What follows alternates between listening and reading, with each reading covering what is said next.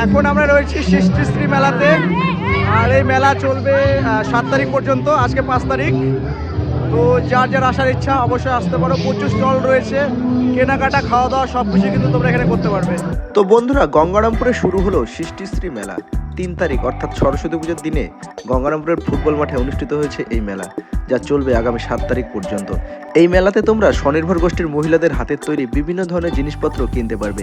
পাশাপাশি খাবারের প্রচুর স্টল রয়েছে গঙ্গারামপুরের এই সৃষ্টিশ্রী মেলাতে। খাওয়া দাওয়া আর কেনাকাটার পাশাপাশি এখানে রয়েছে বাচ্চাদের খেলার প্রচুর জিনিসপত্র, সেই সঙ্গে রয়েছে সাংস্কৃতিক অনুষ্ঠান। প্রতিদিন সন্ধ্যা হলেই গঙ্গারামপুরের এই সৃষ্টিশ্রী মেলাতে অনুষ্ঠিত হচ্ছে সাংস্কৃতিক অনুষ্ঠান, যেখানে লোকাল শিল্পী তো রয়েছে, পাশাপাশি বহিরাগত শিল্পীরাও কিন্তু অংশগ্রহণ করছে।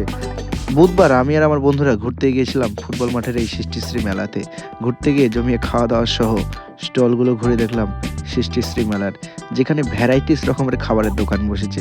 সাথে রয়েছে বিভিন্ন ধরনের জিনিসপত্র, যেগুলো তোমরা খুব সহজেই ক্রয় করতে পারবে। সৃষ্টিশ্রী মেলাতে তোমরা দেখতে পারবে স্বনির্ভর গোষ্ঠীর মহিলাদের তৈরি বিভিন্ন ধরনের জিনিসপত্র, বাঁশের তৈরি জিনিসপত্র, কাঠের তৈরি জিনিসপত্র, পাশাপাশি উলের তৈরি জামা কাপড় সহ খাবারের বিভিন্ন রকমের জিনিসপত্র তোমরা কিন্তু দেখতে পাবে এই মেলাতে, যা সম্পূর্ণভাবে স্বনির্ভর গোষ্ঠীর মহিলাদের দ্বারা তৈরি।